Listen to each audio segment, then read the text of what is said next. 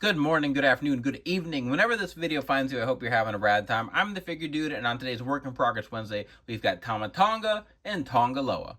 Without further ado, let's talk about some figures. Dude.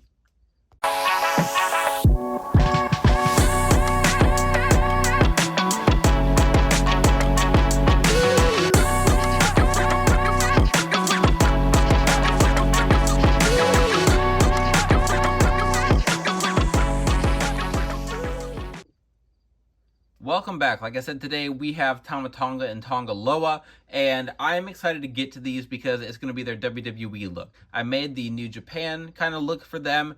I do want to make a Gorillas of Destiny version in their camo pants and the face paint. I will get around to that. I'll have to order a little bit different sculpts to do that, but that's on the back burner. I'll get to it eventually. We've got a lot of other things to get to on the channel. Today, I was surprised looking up the like some reference pictures that Tama Tonga is wearing just like boots now. I had fully prepared for him to be with some Mr. T lowers, and then when I went to look at pictures of Tonga Loa, I realized that Tama Tonga just wears boots now. So I ended up just going with a Christian lower body and then an upper body. I don't remember who that specifically came from. It's probably an Eddie Guerrero. And then the arms are from the head shrinkers figure, maybe? I don't remember exactly. I'd already painted the skin tone on this a long time ago. This was the updated skin we'd gotten from Hederation that had the mohawk here. And so with him, we're going to have to get rid of all the deco. Where'd my decals for him go? So I've got some leftover tattoo decals already. I've got his shirt design and then his pants design in there. And then Tonga Loa, I'm still actually waiting for those decals to show up in the mail. So I'll go ahead, I'll get started with Tama Tonga, and then I'll just wait patiently to wrap this video up until I get the decals for Tonga Loa. But with him, I actually saw this formula. I believe it was SFW PickFed, and he used, I think it was this torso or a t-shirt torso for Tonga Loa. So I want to go ahead and do the same thing. He really doesn't have a lot of in-ring action. When he does, it's typically a run-in, and he just keeps his entrance shirt on. So I decided I'd go with that look too. We are supposed to be getting both of these guys from Mattel. We saw Tama Tonga. His render was not ready at San Diego Comic-Con for Tonga Loa, so Bill did say afterwards we would be getting him, but we didn't see his render. So I'm going to be making him here. Head Shrinker's arms, Rey Mysterio Halloween Havoc, or not Halloween Havoc, his Halloween Greatest Hits figure.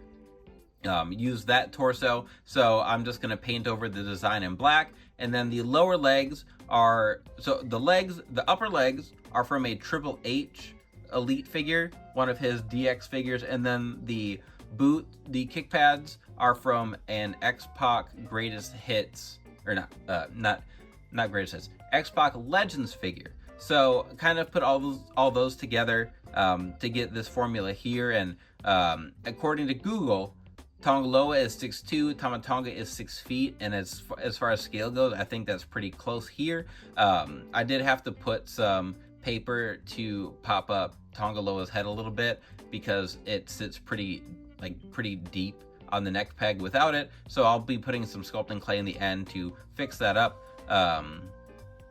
But then for him, so Tama Tonga, I'm going to be using a rubber shirt to put over that I can remove with the decals on it, design and everything, and that'll be it for him. And then we've just got to paint the head sculpt and add all the decals for him as well. The kick pads, he doesn't wear like normal boots. They were kind of like the Adrian Neville boots or Ray Phoenix boots that kind of have like the small puffs, rivets. I don't know. They look different. I don't have boots that fit that well. Kick pads seemed like the best idea. That's what we went with. That's what we're going with. Let's get to it. All right, now let's get to it. So with Tama Tonga here, we're going to get the design off and not really doing any painting, just got to get rid of the Christian design. I will just use my acetone, I use Goof Off to remove the design on the thighs here. And then as far as skin tone goes, this is the like Latino skin tone that I've used before. I've talked about the mix and everything in my skin tone video if you want to check that out. But that's the one I'm going with for my Tonga Loa. The head here, I just use the plain black Vallejo paint. I don't really mix it. I do have a like brown black that I'll use sometimes, but for this case, I'm just gonna do the black, and then I'll use my Micron pen for the real small details in there. Same here. It's a little bit easier. He doesn't have like a fade really, so just got to paint the beard. And I will paint the bottom, and then I'll paint the like top of the beard a little bit lighter so that it gives it a little more look than just like the flat paint color. Decals are really easy for Tama Tonga. Just got to line them up nicely. It is important that I like get them lined up symmetrically, but then these are pretty simple.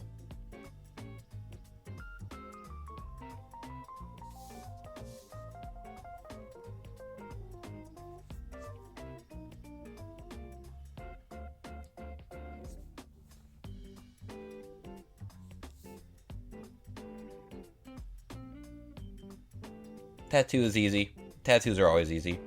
I did call an audible on the legs here. I decided to use some edge legs and then some Mr. T lowers. I just wasn't happy with how the build looked for Tonga Loa. But you'll see it all a little bit better at the end. I like completely changed the formula, so this is going to look much better. All right, here we go. We've got Tama Tonga and Tonga Loa, and I'll start with Tama Tonga. Like I said in the time lapse, it was simple, but I'm really happy with how it turned out. I got like a little bit of that dry brush kind of fade look. Maybe not so much a fade, just kind of that buzz look on the side of his mohawk. I think that turned out really well. I'm really happy with the beard. The Micron pen that I've talked about using before. Turned out like that. It looked really good on the goatee and the eyebrows there. The like jacket he wears, I was thinking I had the decals and then I couldn't find them, and then I cleaned up and organized a bunch of stuff, and then I found them again, so I will eventually get to that. I don't really want to mess up the decals that are on his like up here, because the shirt will cover it, so I still might just keep him like that. I think it looks good. Tonga Loa doesn't have any like belt or decals up there, so I'm going to keep that on him, and I think he mostly wrestles with that anyway. So the head sculpt I really like. It's shaped, it's sized differently than the first one Heteration made, and I think that looks good. I think that fits the body well. It was a very basic custom to do, but like I said, I called an audible. I changed up the formula completely. It just I thought I liked what I started with, and as I was just kind of piecing things together, it just wasn't hitting the way I thought it would. So I ended up using Rated R Edge thighs with some Mr. T lowers, and I think that captures his body really well. I'm really happy with these. So I am planning to do a Bloodline 2.0 showcase, put them all together, but these are the last two we needed for now.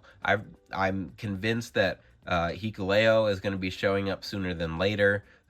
We've got Zilla Fatu in the wings, so I guess we'll just see. I think I saw the other day that Zilla Fatu was talking with AEW or something. I don't know. That'd be the wrong move. Go to WWE. We need more Bloodline. Anyway, I'm going to wrap things up today. If you stuck around all the way to the end, I appreciate it. Please continue to like, share, subscribe, and remember, you can't buy happiness, but you can buy more action figures. Figure Dude out.